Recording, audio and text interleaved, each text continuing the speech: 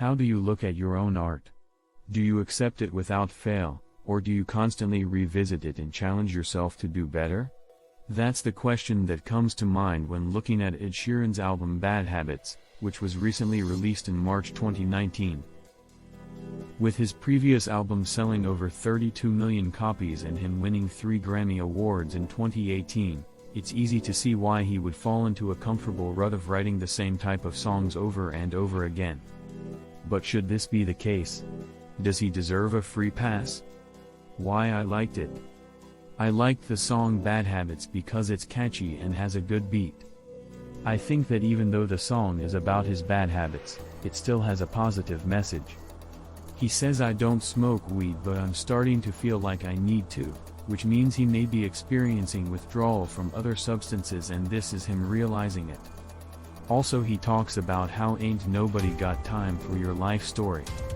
Even though he has some issues, this line can be seen as taking responsibility for yourself instead of blaming other people for your problems like most pop music does. Review of Bad Habits by Ed Sheeran.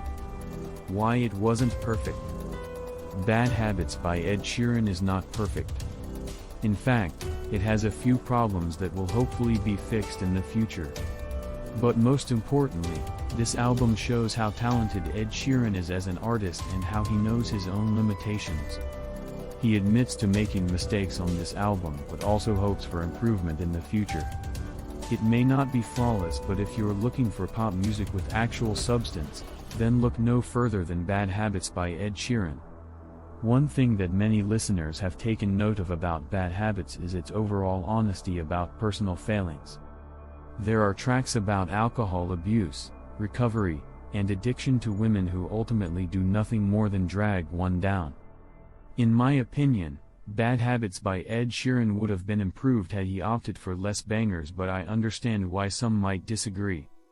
All in all, this is another solid work from one of the best artists currently performing and it deserves more praise than critique. Summing up.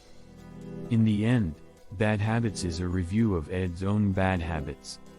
He lets us in on his embarrassing moments and shares his thoughts on his life. It is not an album you should listen to while driving, it is an album you should listen to while sitting at home, having a cup of tea or coffee, and reflecting on your own life.